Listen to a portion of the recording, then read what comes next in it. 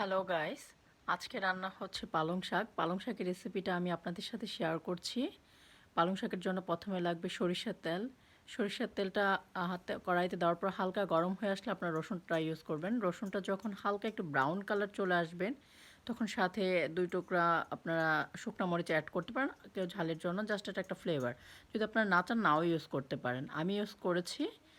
তো এটা কালারটা সুন্দর আসে। তারপর আপনারা যখন একটু হালকা ভাজা হয়ে যাবে, ব্রাউন কালার, বেশি ভাজবেন না, তখন আপনারা শাকটা ছেড়ে দিতে হবে। আর যখন দেখবেন যে রসুনটা একটু বাদামি বাদামি কালার চলে এসেছে, ঠিক সেই মুহূর্তে আপনারা শাকটা তেলের মধ্যে ছেড়ে দেবেন। শাকগুলো ছেড়ে দিয়ে শাকগুলো ভালোভাবে সবগুলো ছেড়ে দেবেন। আগে শাকগুলো ভালোভাবে ধুয়ে কেটে পরিষ্কার করে নিতে হবে, কুচি করে নেবেন। শাকে তখন হালকা একটু লবণ আর সামান্য পরিমাণ একটু হলুদ গুঁড়ো দেবেন, জাস্ট একটা কালারের জন্য, তাতে শাকের কালারটাও সুন্দর আসে। শাকটা বেশি ঢেকে রান্না করবেন না, কারণ বেশি ঢেকে রান্না করলে শাকের কালারটা নষ্ট হয়ে যায় এবং খেতেও তেমন একটা সুস্বাদু লাগে না। তা আমি শেষে হালকা একটু পানি ইউজ করব, জাস্ট একটু সফট করার জন্য।